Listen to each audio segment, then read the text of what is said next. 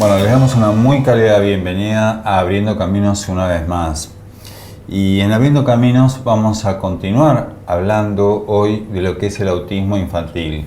Ya contamos con la presencia del doctor Fejerman, la doctora Nora Graniana, y hoy contamos con la presencia del doctor Sebastián Cuquiar. Sebastián, muchas gracias por estar acá con nosotros. Gracias a vos por invitarme y Abriendo Caminos por ocuparse siempre de estos temas de desarrollo infantil que es fundamental que alguien se ocupe, ¿no? Me gustaría presentarte formalmente a la gente. Te está viendo gente de muchos lugares de la Argentina, muchos te conocen, pero muchos no. Entonces, quiero contarles que el doctor Sebastián Cuquiar es médico psiquiatra infanto-juvenil. Parte de su formación la hizo en Estados Unidos, en una universidad que es la Universidad de Pittsburgh, en las áreas de clínicas de autismo y de psiquiatría infanto-juvenil. Y a partir de allí se empezó a especializar en lo que son los trastornos del desarrollo y del neurodesarrollo. Es autor de capítulos de libros, publicaciones científicas, de muchas revistas internacionales. Es docente de la Universidad de Buenos Aires y de la Universidad Católica Argentina, entre otros. Y se desempeña en Panacea, que después les vamos a explicar bien qué es.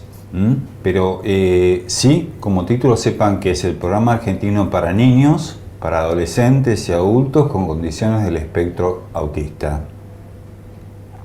Y que además forma parte de las asociaciones fundadoras de lo que es la red DEA, que en un programa que hicimos con la doctora Nora Graniana, integrante del área de salud del Ministerio de justamente Salud Pública de la Ciudad Autónoma de Buenos Aires, nos estuvo explicando la red DEA.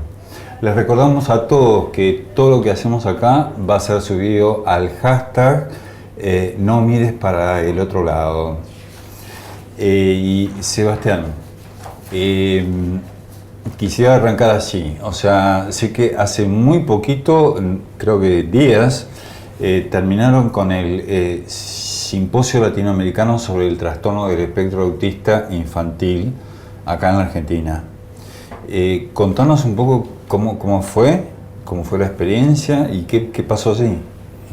Sí, fue el 1, 2 y 3 de septiembre en la UCA, en la Universidad Católica Argentina, un simposio latinoamericano de investigación en espectro autista, tanto de niños, adolescentes y adultos. Sí. Y creo que fue un hito muy importante porque nos agrupamos investigadores de toda la región de Latinoamérica para presentar nuestras investigaciones, compartirlas, hacer proyectos conjuntos, presentar algún par de proyectos conjuntos que ya hicimos entre 6 países. Y digo que es importante porque se centra o tiene el objetivo de ir armando una agenda de investigación local que responda a las necesidades y los intereses de las familias con personas con condiciones del espectro autista en nuestra región, que no necesariamente son las mismas que en los países centrales, ¿no? Nosotros tenemos, por ejemplo, muchas regiones dentro de la Argentina y de los países de Latinoamérica que tienen poco acceso a recursos, que no tienen las herramientas validadas que son el patrón de oro o el estándar de oro para apoyar los diagnósticos, porque son muy caros sus entrenamientos, porque no hay especialistas que se dediquen a eso. Muchas veces en muchas ciudades y pueblos de nuestro país hay solamente tal vez un neurólogo de adultos o un pediatra que tiene que enfrentar los diagnósticos o las situaciones de evaluación. Entonces, desarrollar herramientas que les sirvan a ellos y desarrollar intervenciones que puedan extenderse a la comunidad es muy importante, entre otras cosas que en la región son muy importantes. O sea, es que, digamos, varios países de Latinoamérica se han reunido allí. Exacto, había investigadores de Brasil, Chile, Uruguay, República Dominicana, Argentina también, entre otros. Y gente del sector profesional y también padres. Vinieron también padres, hubo uno de los días que estaba especialmente dedicado a transición a vida adulta. Presentaron algunos adultos con condiciones del espectro autista, sus experiencias laborales como ejemplo. Hubieron presentaciones que tenían que ver más con las asociaciones de familiares el sábado. Los demás días fueron más investigadores y terapeutas clínicos, y más orientado a la investigación, a comunicaciones científicas, y vinieron algunos expositores también centrales. Y bueno, yo quiero llevarte a entrar en lo que es el autismo infantil, como tratar de... Abriendo Caminos es un programa que está destinado a tratar de comunicar los temas de la infancia, pero también a dar herramientas que sean útiles y que puedan ser usadas, digamos, tanto por los padres como por los docentes. Entonces, pero antes de entrar en eso, yo quiero pedirte y preguntarte que nos expliques qué es Panacea, que mucha gente sabe lo que es, pero hay muchísima gente de Argentina que todavía no. Entonces, ¿qué es Panacea? Panacea es una asociación civil sin fines de lucro que se creó hace 4 años, un poco con el objetivo de ir generando, junto con otras organizaciones, centros de referencia para el tema de autismo en diferentes líneas, en la línea que tiene que ver con asistencia clínica, pero también con concientización de la comunidad, con investigación, entonces con capacitación. Viajamos mucho por el país haciendo capacitaciones, y en estos años que llevamos fue creciendo mucho y fuimos trabajando con muchas otras instituciones y sobre todo participando en proyectos conjuntos con asociaciones de familiares como Redea, que vos mencionabas, Red Espectro Autista. O sea, Panacea es uno de los integrantes de Redea, ¿es así? Así es, Redea, Red Espectro Autista, agrupa a varias asociaciones de padres, la mayoría de las de acá de la ciudad de Buenos Aires, sí. Y hay algunos miembros también, está creciendo de a poco, también en algunas provincias, otras provincias, y participan algunas universidades como Flaxo, participa ONG como Panacea. Sí. Después quisiéramos pedirte, y lo van a ver todos ustedes en la pantalla de su televisor, la dirección de internet para los que disponen de internet de Panacea, porque es muy importante que lo tengan, porque ahí pueden acceder a un montón de información, y información de confianza, información tanto para el sector profesional, tanto para padres. Entonces lo van a ver en la pantalla de su televisor, y yo quiero llevarte, y voy a ir rápido, Sebastián, porque el tiempo de la televisión es muy corto, así que lo quiero aprovechar al máximo. Entonces, vos hablas, yo te voy leyendo mucho, y hablas siempre de las 7 preguntas que los padres y los docentes deben saber acerca del autismo infantil. ¿Cuáles son esas 7 preguntas?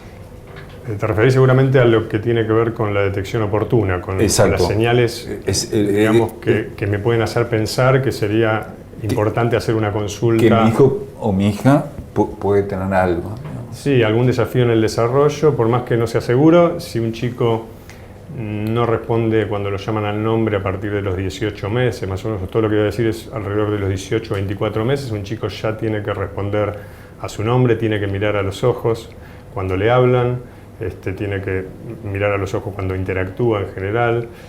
Si eso no pasa, o por ejemplo si pierde alguna adquisición que había logrado, como el lenguaje, o deja de mirar a los ojos justamente, o deja de responder, entonces son indicadores de que es importante hacer una consulta. Eso no significa que tenga autismo ni que tenga necesariamente un desafío en el desarrollo en el que haya que intervenir, pero es mejor hacer una consulta además que por ahí perderse meses o años de intervención que podrían ayudar a la familia a comprender mejor las situaciones, a ayudar a los chicos a relacionarse mejor con ellos, a responder mejor, mejorar la comunicación.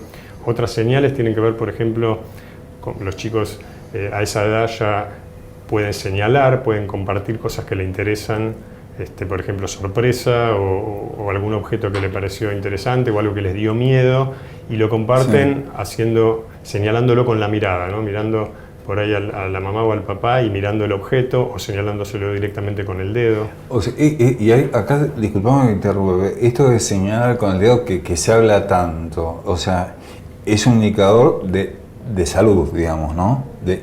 ¿A partir de qué edad, más o menos, los chicos tienen que empezar a señalar? Por ejemplo, no sé, me gusta tal juguete, o sea. En el desarrollo típico puede aparecer alrededor de los 12 meses, también puede aparecer un poco después, pero lo importante es que no sea solamente un señalar para pedir cosas, sino que sea también un señalamiento para compartir emociones. Ahora, por ejemplo, un chico un bebé ve algo que le gustó por la ventana del colectivo, digamos, y se le ilumina la cara e inmediatamente mira a la mamá y mira lo que le gustó. Mira a la mamá y mira, o por ejemplo está por entrar a algún lugar o por tocar algo y mira a ver si le da a la mamá alguna referencia social en relación a si eso está bien o está mal. O viene, por ejemplo, a mostrar que se lastimó o algo que encontró, viene a compartir el interés en eso que encontró, o viene a mostrar un dibujito. Digamos, todas estas cosas un chico de 18 meses las hace con mucha frecuencia. Si eso no pasa, también eso puede ser un indicador de que convendría hacer una consulta. Eso no es diagnóstico de nada, pero es digamos, una señal más que me va a decir, bueno, le voy a comentar esto al pediatra, le voy a dar importancia, ¿no? Lo mismo que, como te decía, la mirada, lo mismo que la utilización del lenguaje gestual o verbal para compartir cosas con los demás. Y ¿es verdad o es real? Porque con respecto a la frecuencia, no quiero decir la palabra incidencia para que no suene tan médico, si bien el programa lo hacemos con un criterio médico, pero también de una forma entendible para todos. Entonces, por algún lado escuché que la frecuencia con que se presentaba el autismo infantil era 1 cada 100 niños, por otro lado escuché 1 cada 68 chicos en Estados Unidos, publicado por ellos. Entonces yo pensaba, quiere decir que en un primer grado, que vos tenés primer grado A y primer grado B, las maestras, corregime, pues es una deducción mía, o sea, en ese primer grado A y ese primer grado B, es muy probable que tengan un caso de un chiquito con autismo. Sí, en general, en la gran mayoría de los chicos, cuando llegan a primer grado, posiblemente si tienen un cuadro del espectro autista, ya alguien haya notado algo, pero es sorprendente que muchas veces no, porque bueno, no se conoce, las profesionales que vieron no lo conocen, entonces llegó. Probablemente sean, con suerte, una minoría los que lleguen a la primaria sin ningún tipo de diagnóstico, pero los hay bastantes. La incidencia o la cantidad de casos de chicos con diagnóstico de TEA en la Argentina no se conoce, no tenemos estudios acá locales de epidemiología, que es una de las prioridades en las que también tratamos de trabajar, como para conocer, bueno, la situación y a partir de eso pensar en asesorar para las políticas públicas y en qué recursos son necesarios y qué necesitan las familias.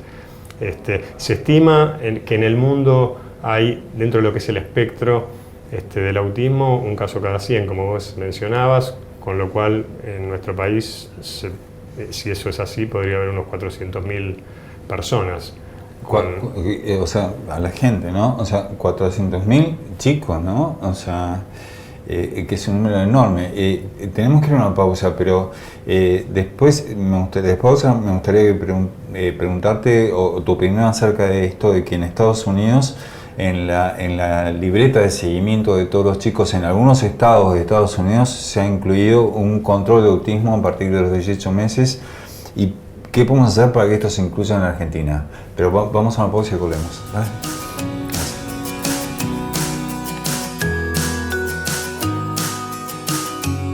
Bueno, estamos de vuelta en Abriendo Caminos con el doctor Sebastián Cuquiar. Y Sebastián, habíamos quedado con una pregunta pendiente acerca de esto de que en algunos estados de los Estados Unidos, en la libreta sanitaria de todos los chicos, figura a los 18 meses un control por ley obligatorio del screening de autismo. ¿Qué pensás respecto a esto y si esto deberíamos implementarlo acá en Argentina? En realidad, la ley que se sancionó en el 2014, la ley de autismo, considera parte de su reglamentación, digamos, la detección oportuna o la detección temprana y menciona la aplicación de herramientas que eventualmente serían obligatorias para todos los pediatras o los que hacen atención primaria. Hay algunas herramientas validadas acá se estuvo desarrollando una también que por ahí se va a aplicar, pero bueno, en cualquier caso creo que es importante que se haga. Hay algunas provincias en las que ya se está haciendo, no te quiero mentir exactamente cuáles, en las que ya se está haciendo, porque nos enteramos a partir de las asociaciones de familiares, y es posible que se termine implementando. Y es importante porque en realidad es un inventario o una lista de situaciones que uno puede ver al observar a los chicos, que pueden dar señales de que requiere una evaluación más profunda. Sí. No son este tipo de herramientas para hacer diagnósticos, sino simplemente para sugerir una evaluación más profunda. Y son muy importantes porque justamente ahora en el simposio de investigación presentamos un estudio conjunto de varios países de Latinoamérica que preguntaba a los padres cuáles son sus principales dificultades y preocupaciones, y uno de ellos tuvo que ver con la distancia que hay entre las primeras preocupaciones de los padres y que finalmente se arribe a algún diagnóstico o alguna intervención. Claro. Y ese tiempo es de un promedio de 3 años. 3 años. Y esos 3 años son importantes. Si bien los chicos y los adultos siempre pueden mejorar, sí. Esos años son importantes. Sí. Hay una investigación muy interesante de 2013 de un autor que se llama Amy Klein, que muestra que entre los 2 y 6 meses, en algún momento entre los 2 y 6 meses, los chicos que después van a desarrollar condiciones del espectro autista empiezan a mirar cada vez menos a los ojos de sus cuidadores. Y los chicos en el desarrollo típico aprenden las cosas del mundo y aprenden qué es importante en el mundo, qué es relevante, a partir de seguir lo que les interesa a los padres, de seguir la mirada de los padres. Con lo cual, esta situación de empezar a seguir cada vez menos la mirada de los padres y a prestarle atención cada vez menos a las mismas cosas, les va generando que generen significados diferentes de las cosas y que le den importancia a otras cosas, lo cual lo que hace es que después la comprensión, entenderse sea difícil, porque los significados que se manejan son otros, ¿no? Entonces, la detección más oportuna y más temprana nos permite la posibilidad de que se pueda favorecer tanto ese seguimiento de los intereses de los adultos de la comunidad en que nació, como ayudar a las familias a pasarla mejor, digamos, a saber cómo manejar, entender mejor algunas de esas situaciones.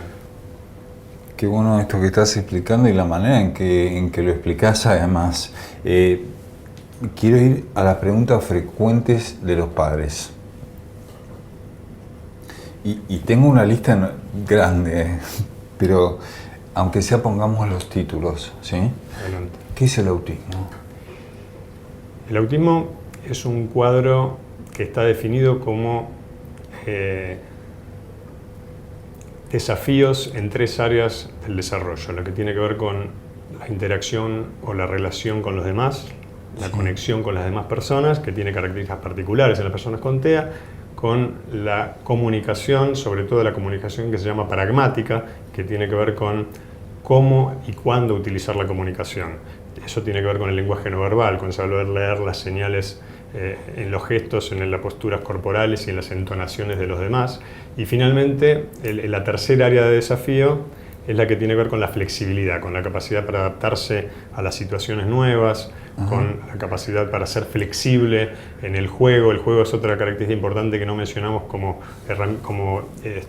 factor para detectar precozmente. Sí. Los chicos a los 18 meses, en el desarrollo típico, pueden jugar con miniaturas, dándole la función que tienen, autitos, avioncitos, sí, muñequitos.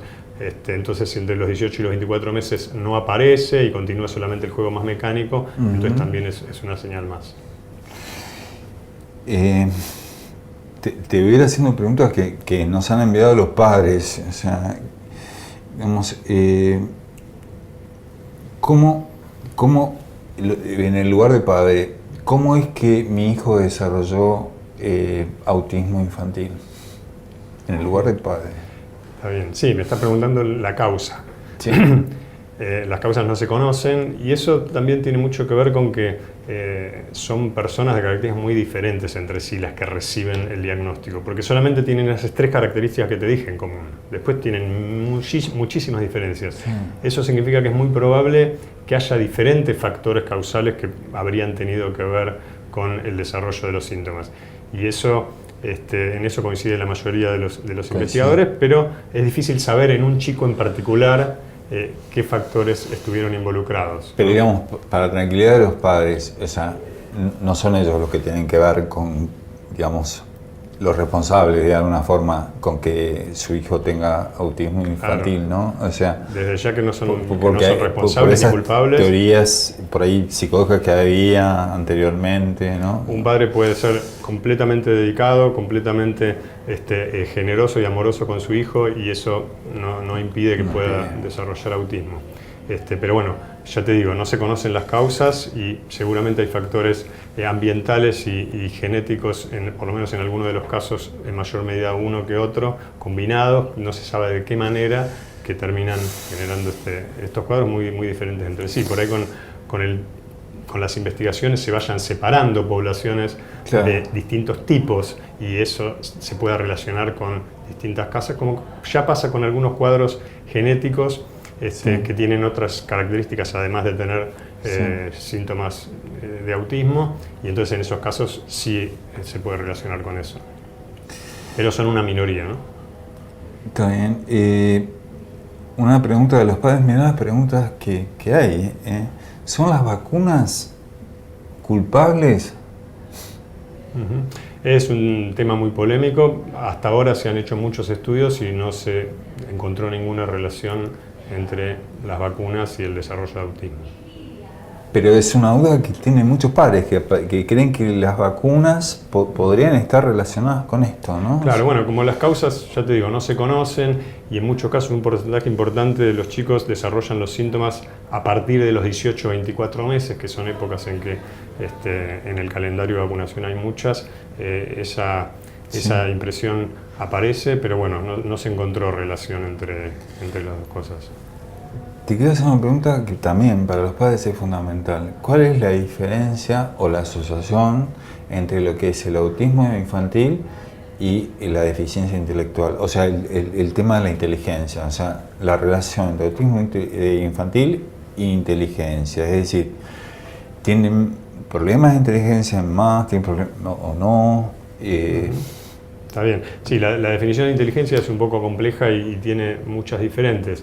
Pero en realidad lo que caracteriza a los cuadros del espectro autista es que tienen un perfil de desarrollo desparejo, digamos, con áreas de más fortalezas y áreas en las que hay muchos más desafíos. Específicamente, lo que habíamos dicho cuando dijimos que es el autismo, los desafíos en las personas con TEA tienen que ver con las habilidades de sociabilidad, de relacionarse con los demás, de leer las señales de los demás, de entender las leyes del contexto social, de dar relevancia a las cosas que dan relevancia a las personas de desarrollo típico, y las características de comunicación que te decía que puede tener mucho caudal de lenguaje o no tener lenguaje, pero siempre lo que está es que hay desafíos en cómo usar el lenguaje, en cómo leer las señales no verbales de los demás. En cambio, en la discapacidad intelectual no hay ese perfil desparejo en el cual esas dos áreas son las que están con mayores desafíos, sino que hay un desarrollo que viene más lento en general. Es un poco de grandes rasgos. Pregunta también de los padres y de muchos médicos. Cuando se habla del síndrome de Asperger, ¿es lo mismo que autismo infantil? ¿Es una variante o qué es el síndrome de Asperger? Síndrome de Asperger, digamos, en las clasificaciones que más se usan en el mundo, ahora se iría dejando de usar a partir de que solo existe el diagnóstico de trastorno del espectro autista, que incluiría a las personas que antes tenían diagnóstico de Asperger. Pero bueno, probablemente se sigue utilizando porque es una categoría muy útil y que muchas personas la utilizan para definir sus asociaciones. En concreto, si, las personas que reciben diagnóstico de Asperger lo que tienen es un desarrollo del lenguaje típico en relación a la cantidad, el caudal y las etapas del desarrollo, y tienen un nivel cognitivo según las escalas habituales acorde a la edad. Eso es lo que, entre otras cosas, y según la clasificación, define las personas con Asperger, que puede ser un poco más leve y puede tener lenguaje y cognición acordes a la edad según las evaluaciones que se suelen usar. ¿Qué considerás vos, con toda tu experiencia y también para los padres, con respecto a, en el caso de que se llegue al diagnóstico de autismo infantil y el tema de las escuelas y no hay deficiencia intelectual, los chicos deben ir a una escuela digamos, integradora o deben ir a una escuela común? Yo creo que el desarrollo en el mundo va indefectiblemente hacia que todas las personas estén incluidas en las mismas escuelas, en las escuelas comunes, y que las escuelas tengan las características y los recursos y la formación necesaria para dar a cada chico lo que necesita para sacar su máximo potencial y desarrollarse, sea discapacidad intelectual, sea autismo, sea cualquier desafío en el desarrollo. Creo que vamos hacia eso, que todavía falta mucho, todavía falta mucha formación, mucha infraestructura, muchos recursos, pero creo que ese es el camino, digamos. Además es un derecho de todas las personas tener escolaridad, tener trabajo, y lo que tiene que cambiar es la comunidad y las instituciones para funcionar correctamente para que todo eso pueda ocurrir, ¿no? Sebastián Coquier, bueno, la verdad que fue un placer que estés acá en Abriendo Caminos, porque vos abrís caminos. Gracias a todos los que están del otro lado, ojalá que les haya sido útil. Nos vemos la semana que viene y que Dios los bendiga. Chao.